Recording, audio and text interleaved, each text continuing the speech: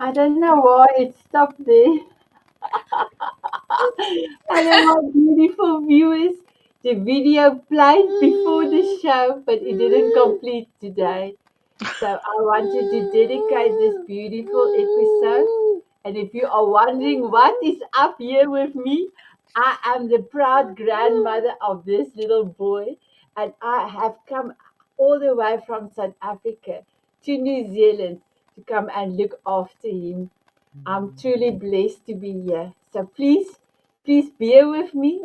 I don't want to have it any other way as to have him here, have my amazing co-host Gail, my beautiful Krista, and my beautiful Laura here, and then our spotlight author. Also want to get tears in my eyes because I want to dedicate this beautiful show to our miracle man Howard. Howard, we love you. We love you.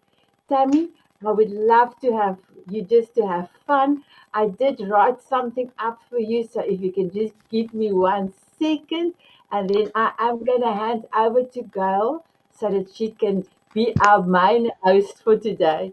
So, my beautiful viewers on E360, all the Diamond Beauties and Tanzanite heroes, we have a beautiful uh, author, a spotlight author today, Tammy Largin, and her book was exceptional. The title of the book is Children Are Like Arrows in the Hands of a Warrior. So my husband is the archery president of South Africa, and I am with archery since 2008. I don't shoot. I did have a bow, but I never took it up. But all the things that you explained, it was familiar to me. So I want to say, Tammy brings us a fresh and divine perspective on parenting, not from a place of perfection, but from purpose. And I love throughout the book you use biblical scripture. So, my beautiful Tammy, what an exquisite book. And I had a coffee chat with you. You are magnificent. So, my beautiful viewers, I am going to mute myself now and I'm going to hand over to beautiful Gail. Thank you, my beautiful Gail. Thank you, Sydney. Thank you so much. And Tammy, I was really amazed by your book. I have so many questions, but I'm not going to be first. I'm going to start it right. I'm going to hand this over to my co-hosts and let them start first, and hopefully not all of my questions get used. So let's start with beautiful Rosebud, Krista Rose. Hello. Well, Tammy, yes, your book was definitely a treat to read. Kind of like a breath of fresh air. So I'll quickly introduce myself. I'm from Canada, and I wrote an Amazon #1 best-selling book, Skip the Pain, Experience the Pleasure, and I'm most known for my tagline, cut the crap that's holding you back so you can live the life you love. Because you know what? We all have crap. We all fall down and we all need to get back up to be resilient and live the life we love. I do energy work, obviously TV co-host, international speaker, and really I just delve into this book and absorb everything. I just want to get right into it. So I'll just ask the first question while I'm on the spotlight here.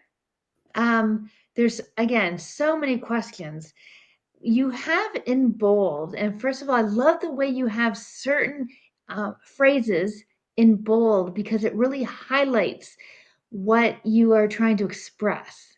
So, this one specific one that really touched me was encouraging our children in their strengths and gifts and complimenting more than criticizing as a lesson learned. And it's so important because I know I'm a parent and to 3 children, it is so easy to say, why did you do this? And, looking at their homework, what happened here? Or it's Sunday night, why are you cramming here? So stuff like that. It's just, it almost is, I don't know if we're born with that with mothers. But when I read your book, I reflected back to the different times where I have done that, where I sat with them and said, what happened this weekend? You knew the test was coming up. Is there something that we can support you next time? And also following up with their consequences if they do well or do not well. So can you explain a little bit about why you put that in and why you put that in bold? Yeah, it's very interesting. So I was a school teacher for 23 years, high school, and so many of my students really didn't know how to take a compliment. They had been criticized so much that they didn't understand that there was a complimentary part to what they had accomplished or maybe what they hadn't accomplished. Um, so I put that in there because with my daughter, I saw, well, we talk a little bit about the fact that she has no fingers on her right hand, and that was her challenge. And I realized that the more I could compliment her, the more confidence she gained using that hand and finding different ways to support herself with that hand. And that really, for me, was I wanted a child who was confident in who God created them to be. And the only way I knew how to do that was to compliment them the way God compliments us, which he does throughout scripture.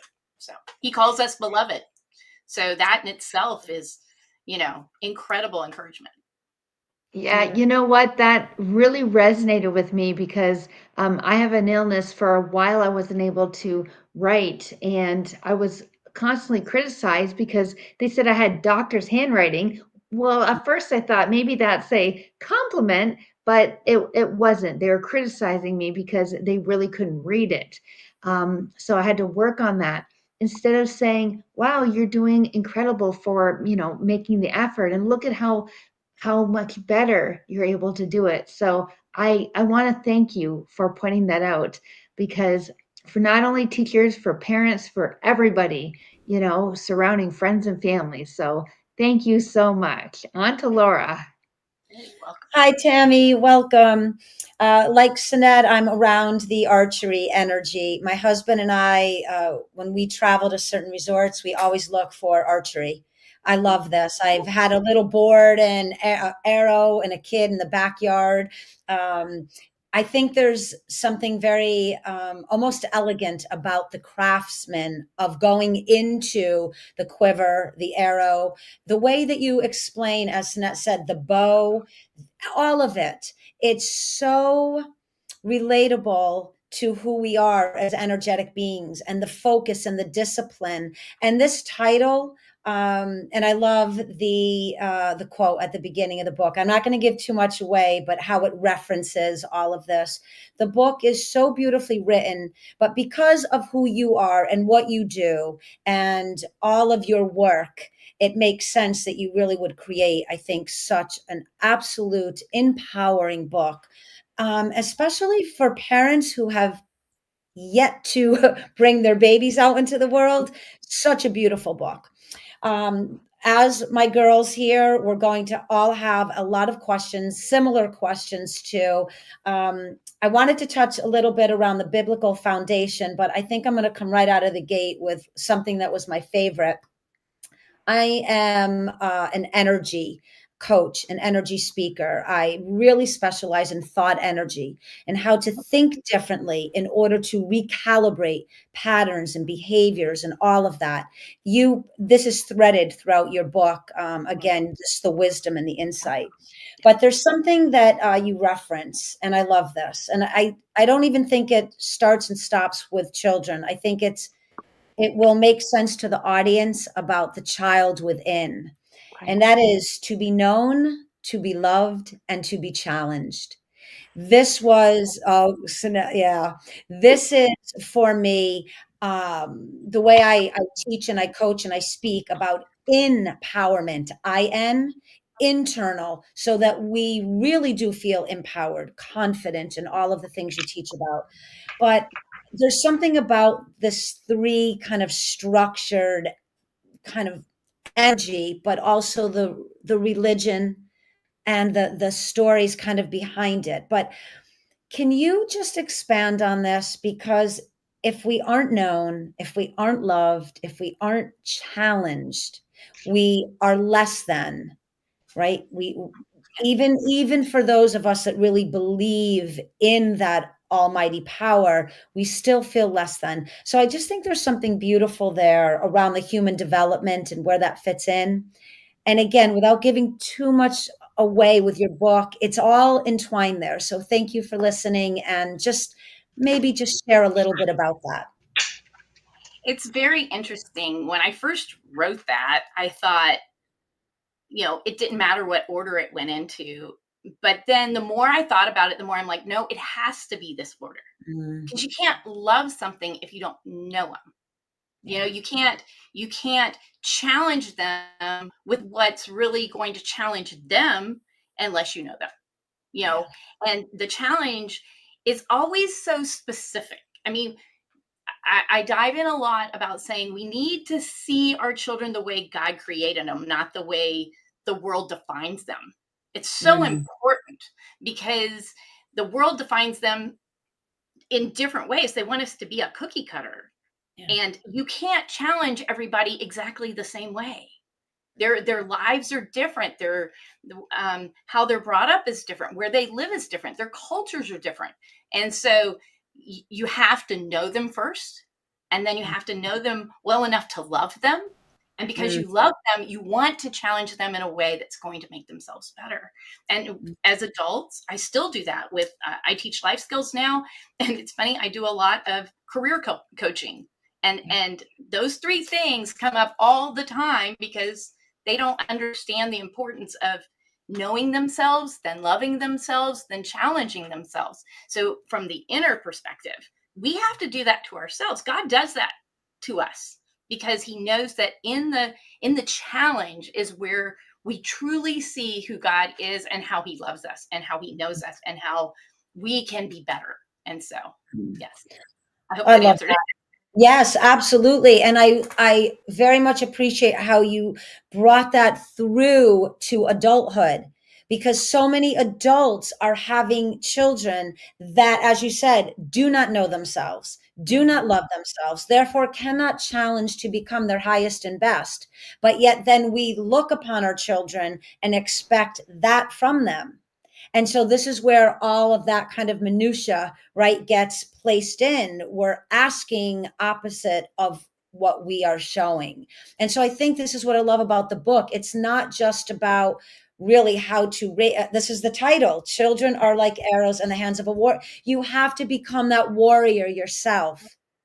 Otherwise, the arrow is not going to hit the target at all. So thank you, beautiful. And again, Krista's really good with this, but we say this often, but there are certain authors that come and bring their material that for me, the way my brain is wired, I love it. The writing, the ability to implement what you're teaching through the writing is very important for me, as because you want people to learn, not just read. You want people to know they have something through faith, through God, or through some type of structure. So, a fabulous book, a must read, especially for those who have yet to have babies. That's what I would want, because now you get to really prime the environment of that. So thank you. I think all of us to be known and to be loved and to be challenged, I think is human potential at its best. So thank you for including that in the book. Thank you. Thank Miss you. Gail. Oh, thank you so much. I have a bunch of questions, but we have a question from the audience, and I believe that's Christiana. You mentioned training up a child in Proverb 22.6. Oh, no, that's you. All right, so this is Annette, right? 22.6. What does that training look like, particularly in everyday life? Mm, I love that question. So it's interesting. We have lost the when we were children, our parents trained us up to be adults, and they weren't afraid to let us fail in ways that were going to make us stronger. And I'm going to talk about the simplest things. Um, there's no reason why a 3-year-old can't take their plate to the dishwasher.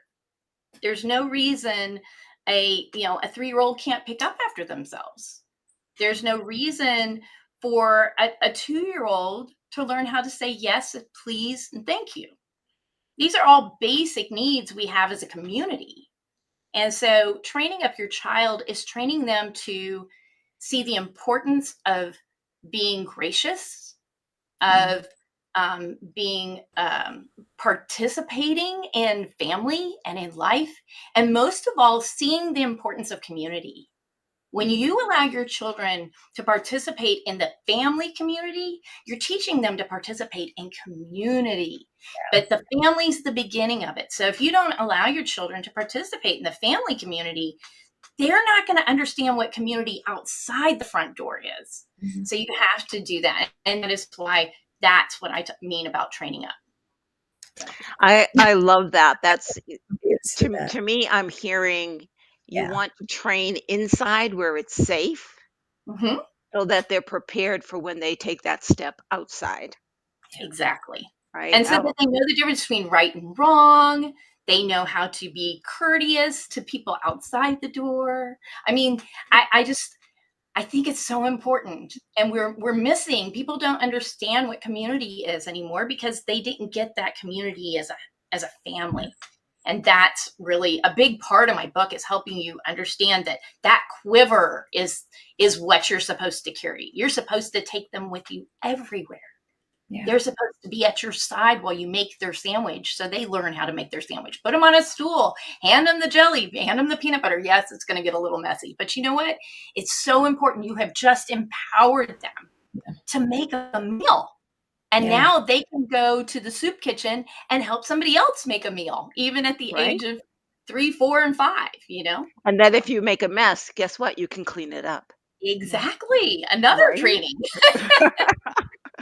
There's so many nuggets in this book. I mean, you just can't read a paragraph and just go on without going, huh? So okay, so then I have my question. So you have in your book, God gave us children to help us wake up to what is really important to life. For me, it is so important for me to wake up. And I work with clients to help them wake up to the potential of who they are. And that's in our connection to the divine, not our connection to ego and so forth. So that so resonated with me. So tell me a little bit about what it was like for you to wake up, and when you realized that this was a co-creation, that your daughter was actually teaching you as well. Oh my goodness. There were so many times. When she was really young, the reality of how do you be the parent to a child with a physical challenge?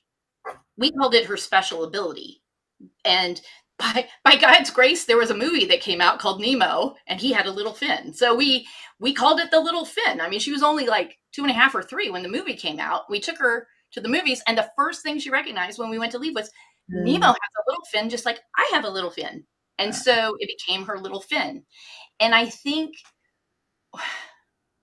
so her first challenge was just, for us, was to realize God made her perfect with the little hand. The little hand was not an imperfection. It was God's perfection. And that me and my husband had to learn to stand back and let her see how to solve the problem for herself. And if she needed help, she also needed to learn when it was too big for her.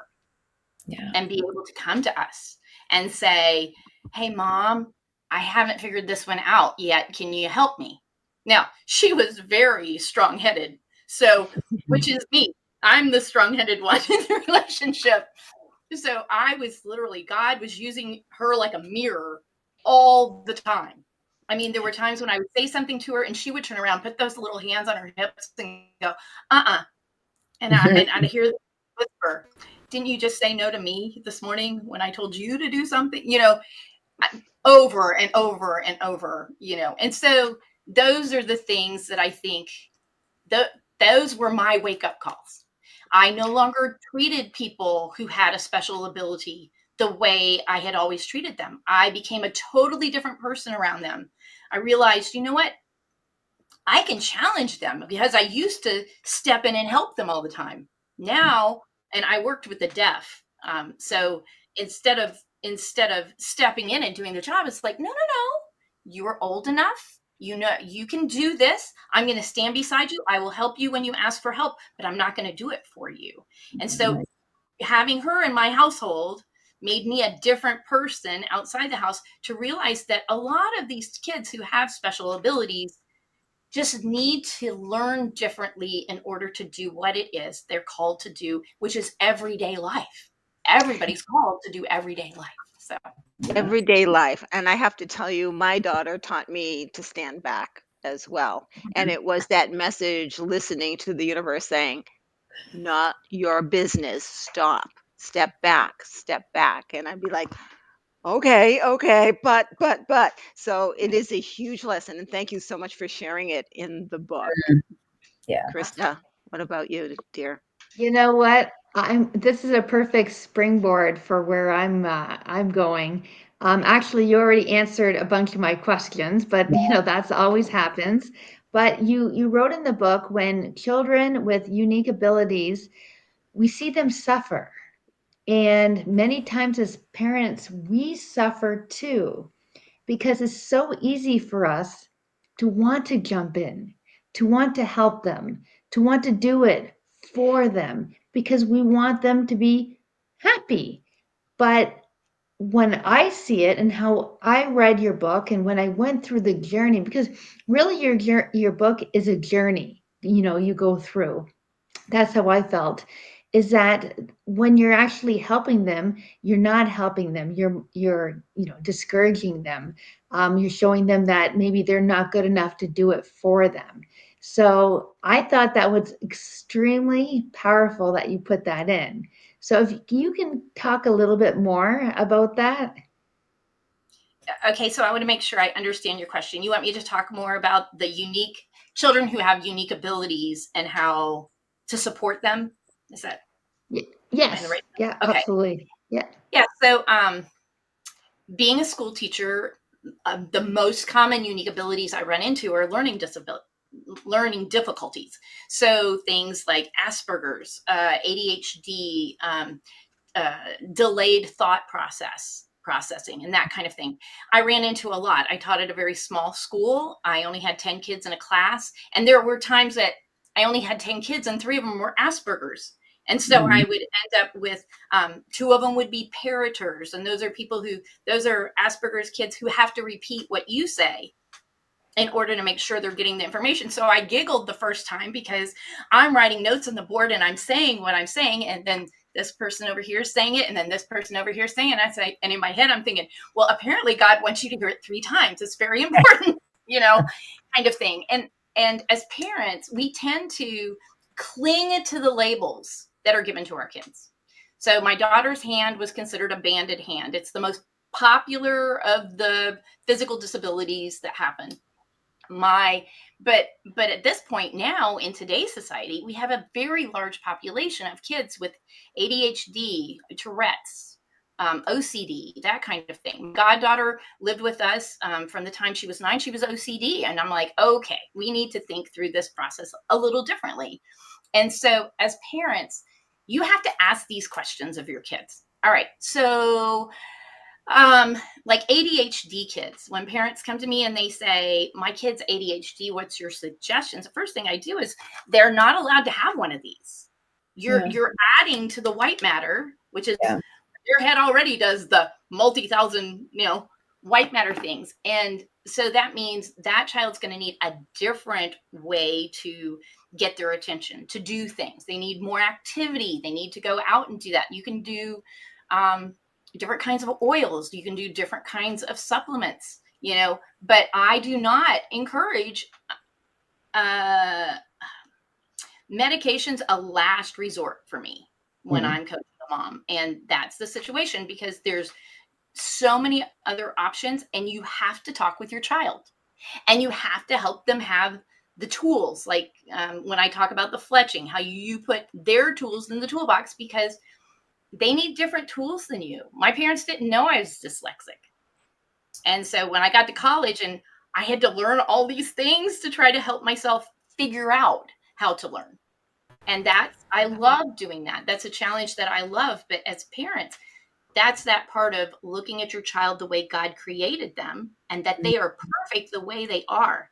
It's just God wants you to think outside the box in order to help them see their gifts and talents are.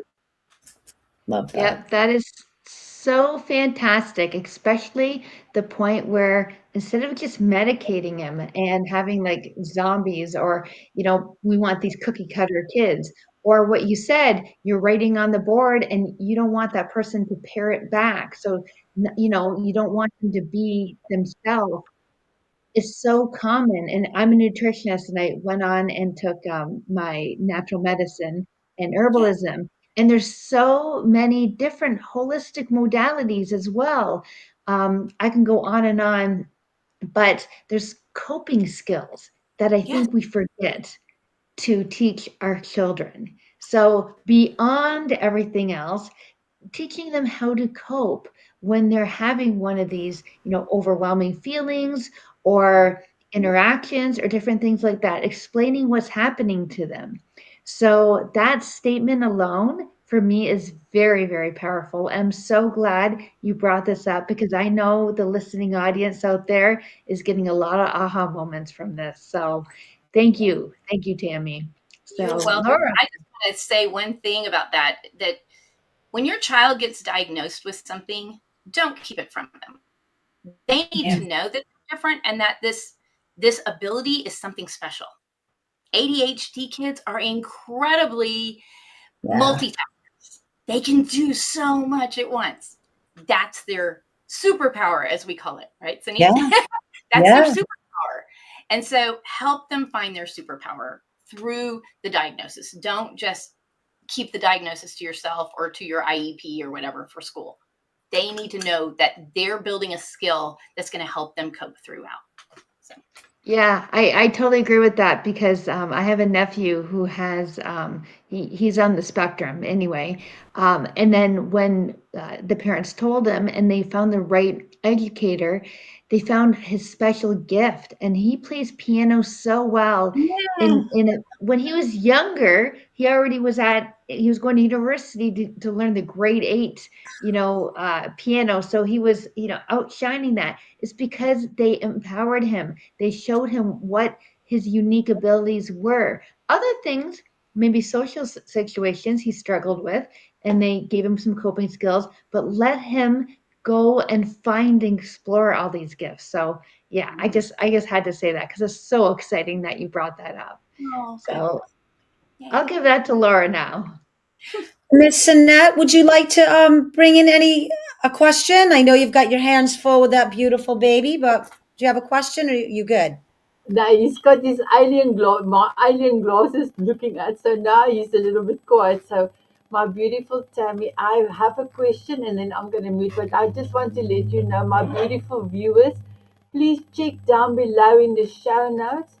Beautiful Tammy's book, to buy a book, her link is in there, a short summary of her book. And if you would love to connect with any of our co hosts, it's down below. Click down below. So, my beautiful Tammy, how do you hope this book will impact families and communities? Thank you. I think that was my biggest prayer, was that this book would not just affect the parents, but that it would draw the parents to draw other parents and build a community that can have, we used to call them free range kids. Our daughter was definitely a free range child. Her and the two other little girls that lived next door took over the neighborhood, and introduced themselves to all the new kids and that kind of thing. And those are the days of the 70s, right? The 1970s. Those of us who grew up and we played kickball and that kind of stuff. And really, I wanted to answer the questions that I think it's Laura that said this book really is great for people who are just thinking about having children, or they're just in the beginning processes of having pregnancy. There are so many questions that don't get asked between spouses about how you're going to raise your children. That was a big part of my conversation, because I'm very sad about how many families have gone through divorce, which just adds to the stress of the children, because there weren't discussions about how the children were going to be um, raised together. And my goal is that hopefully the book encourages you to have those conversations and encourages you to see your children as they've been created, so that they can be what it is they were designed to be as adults. So I love that. I love that. Yes, Annette saying thank you. Again, the book, there there's so many branches, right? Off the tree. There really are. And as you just said, and there's this beautiful, again, I look at everything in energy. So the quotes, the sayings, the messaging around the Bible, around God, around that force, that life force. But even for people listening or who would want to read this book that maybe are not aligned in with such a depth to a religious connection, there is a there's such an emotional and mental, for me, and conscious acuity to the book that will actually up level the what the reader will gain from it to help. So even if there's a father out there that maybe, let's just say, lost a connection to religion or never had it, read this book.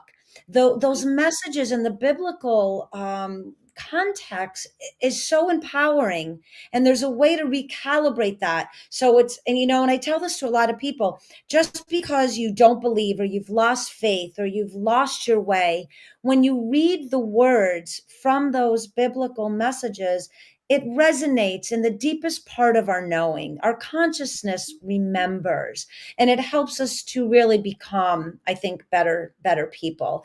So again, this book for me, I don't know. I think it should be in, when I was a kid, we grew up at the doctor's office and there was all the parent journal magazines that you would look at. I think it's one of those books because it just gives so much. Yeah, I really do. And I'm saying that too because I've been working on a children's book based on the science of empowerment and what I teach for this exact reason. You have to start with yourself. Otherwise, your parenting skills are, they're a little bit off center to begin with, because we're trying to heal and grow and evolve while we're also accountable to the guidance of these little souls. And there's a lot that gets muddled in the process. And this book really does, I think, gain accountability as a parent, and how we can become the warrior in our responsibility to raising these children. And so I don't know, I really do love this book. My questions around the chapter on arrow assembly. I loved this because it's the way my brain is wired. And everybody looks at, whether you look at the feathers or you look at the wood or you look at the points or the quiver, however you want to look at it. And there's diagrams in the book, but I look at it as a metaphor for everything. But something that you mentioned that is so important is the sinew, the uh-huh. binding of it all and the process of it. And you have to read the book just to know about this. But I took that as the key factor, the energetic mechanism of binding the relationship between child and parent. And the way the arrow, it's such a beautiful metaphor, that I just don't want people to really miss this book, because there's so much in there. So expand on that a little bit more, that solidifying through God or universal connection, alignment, conscious awareness, however everyone's taking it in. But this isn't just about a bow and an arrow. This isn't just about the warrior releasing the arrow. There's so much more around it, but through that metaphor of the bow and the quiver, I just think is absolutely empowering. So just feel free to share a little bit around that. Thank you. Wow, it was so amazing when I had a dream about Psalms 127:4, and because I basically when I took on this journey of writing a book, which many of my parents from teaching and stuff had all said to me, hey, there's some really cool things that you do with my kids that I think other people would enjoy. And we see the way your daughter is and how you've brought her up and the confidence that she has. How can I get my kid to have that confidence? Those kind of things.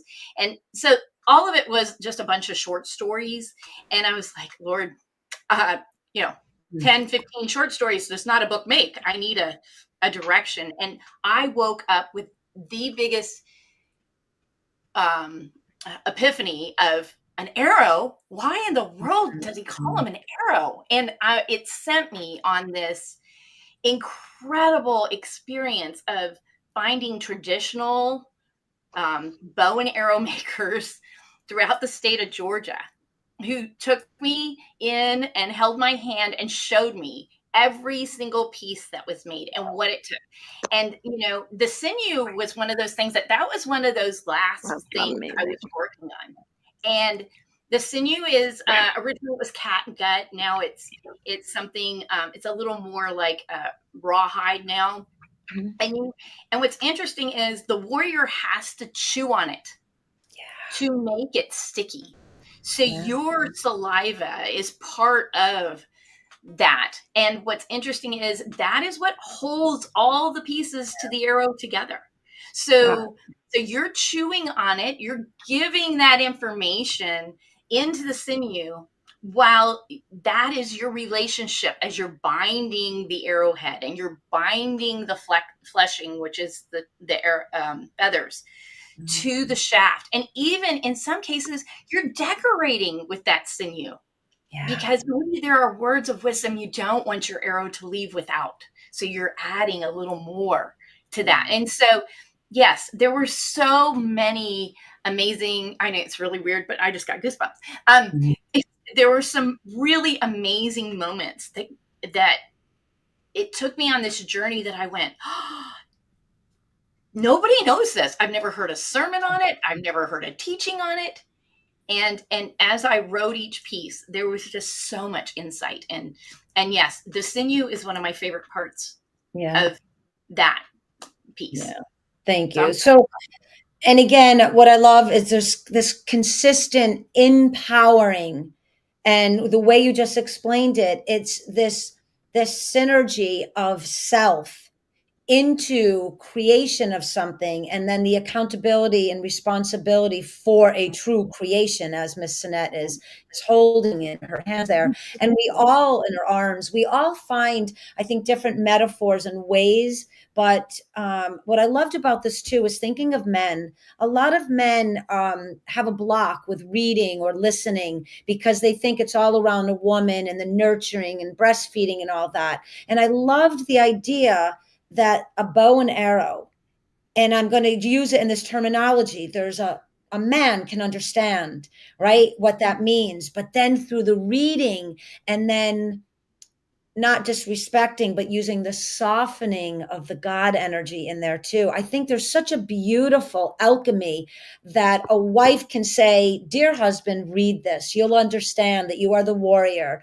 And now it's really such a great book. I love it. Thank you. Moving on. Well, it has been a big read for men. This has been it's being used at a lot of father-son retreats right now. Yes. I'm so glad. I'm so glad, because I was going to send you a little note after.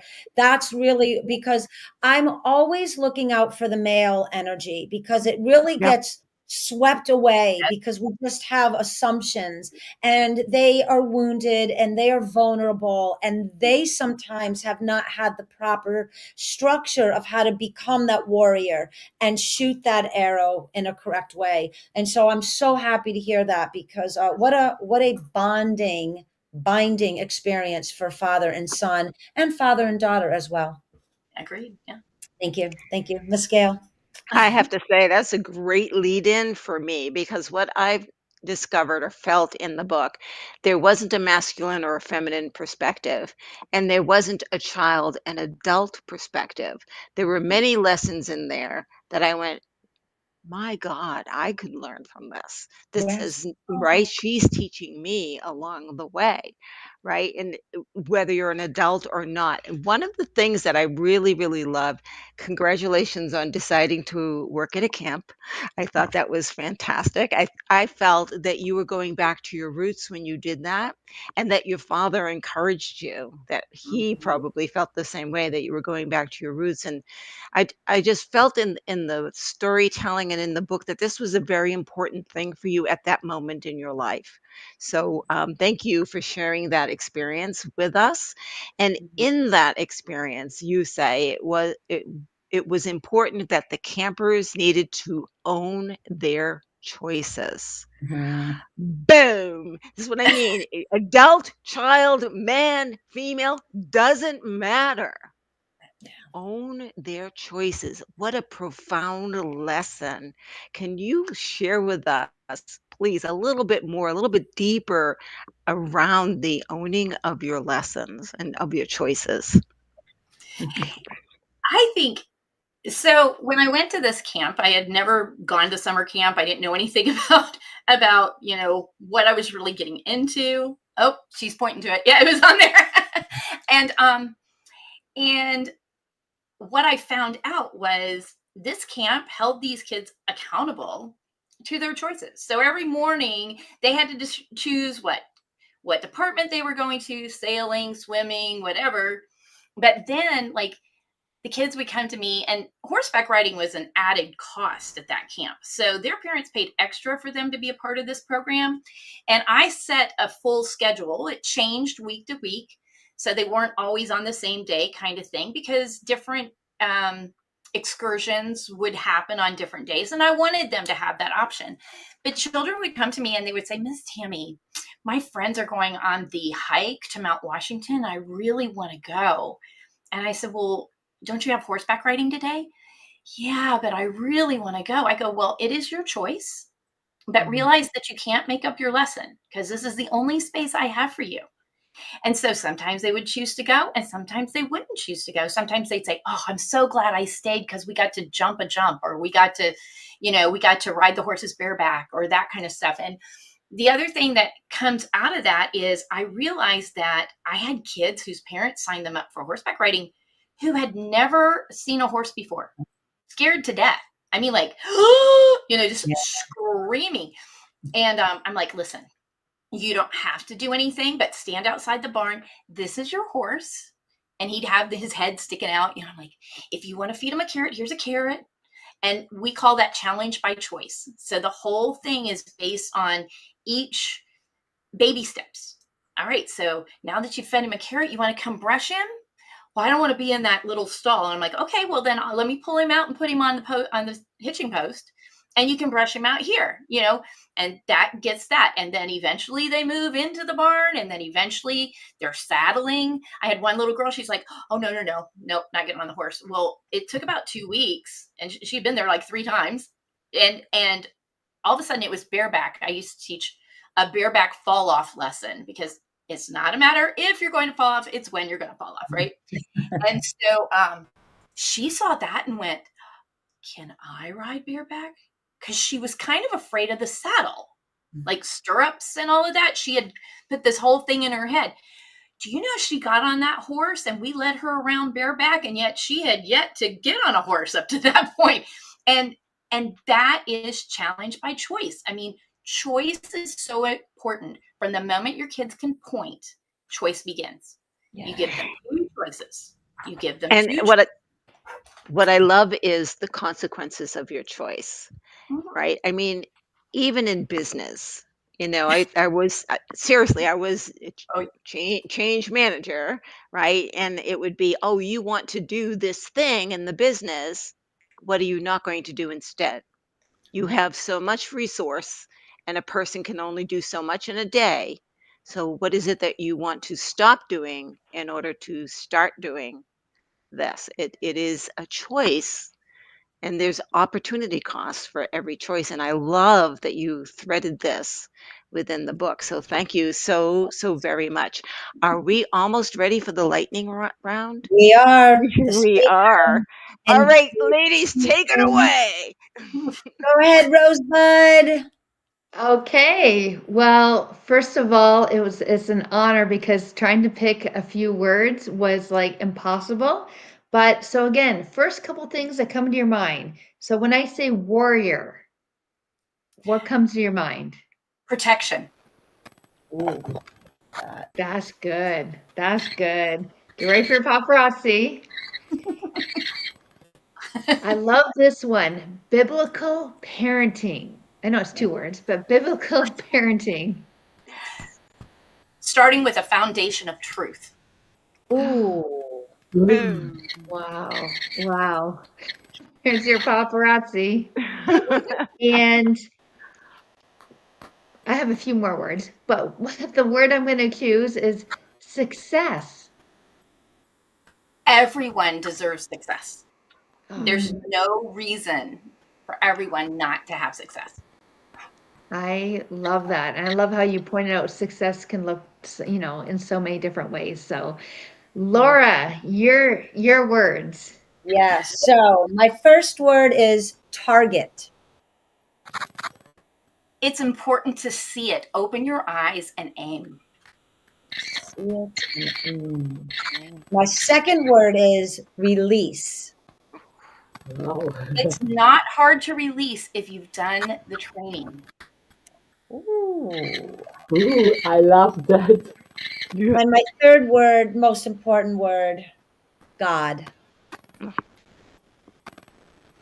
I can do all things through Christ who strengthens me. There you go. Thank you, Tammy. Tammy, so Beautiful. beautiful. I love Beautiful. the power of the answers.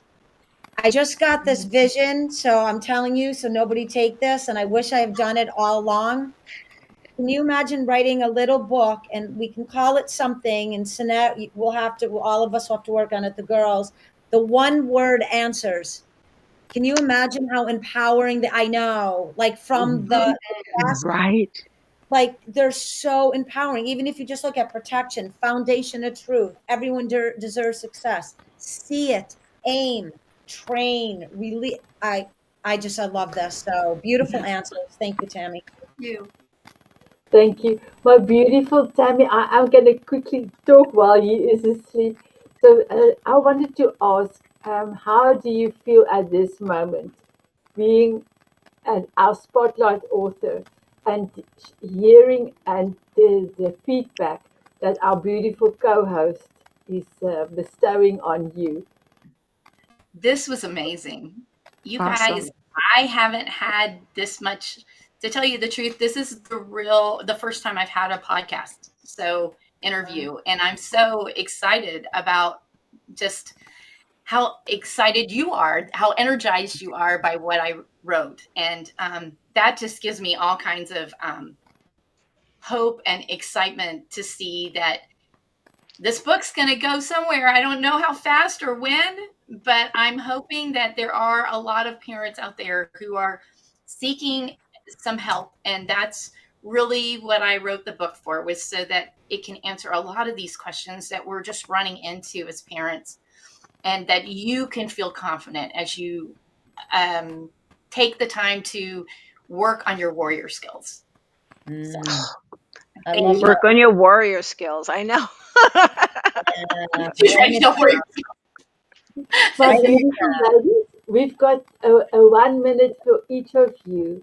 Gail, my beautiful Gail, thank you so much for taking over the main hosting. I really appreciate it.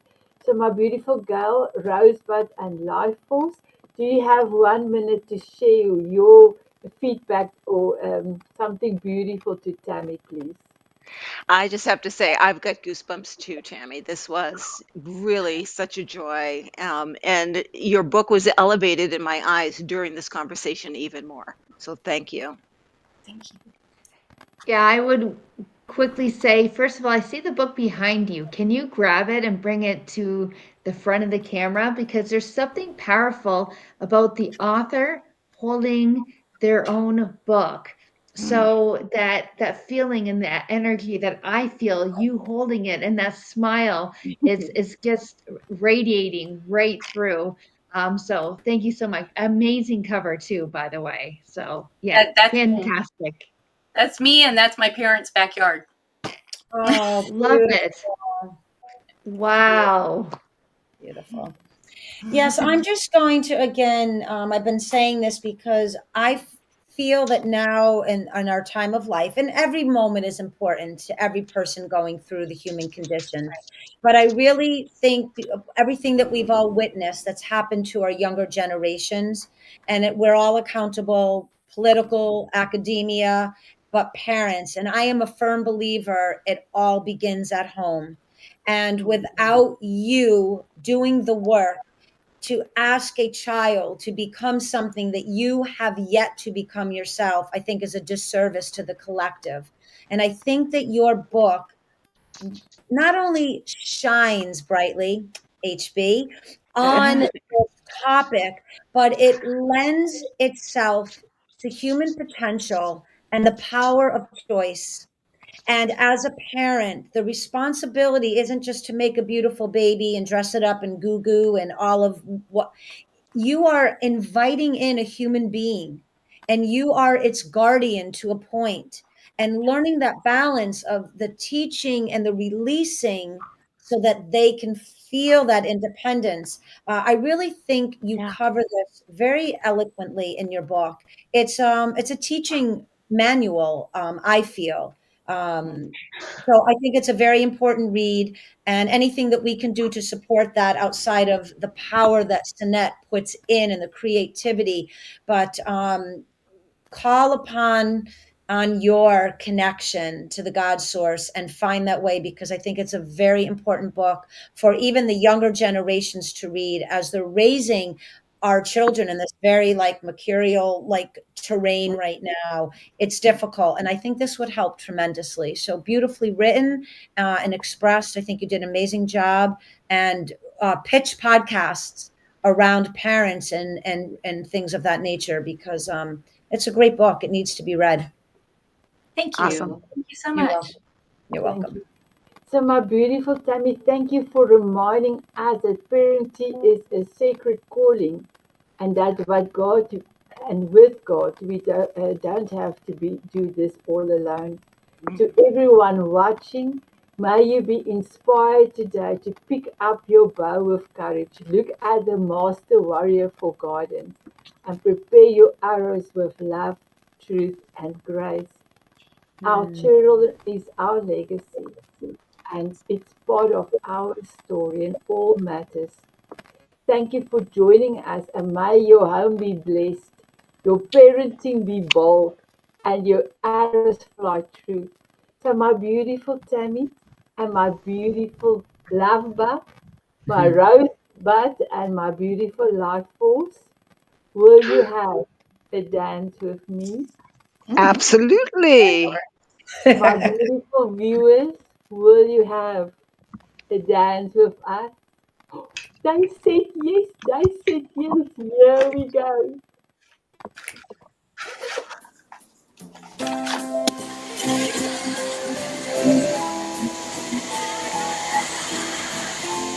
I love the aliens.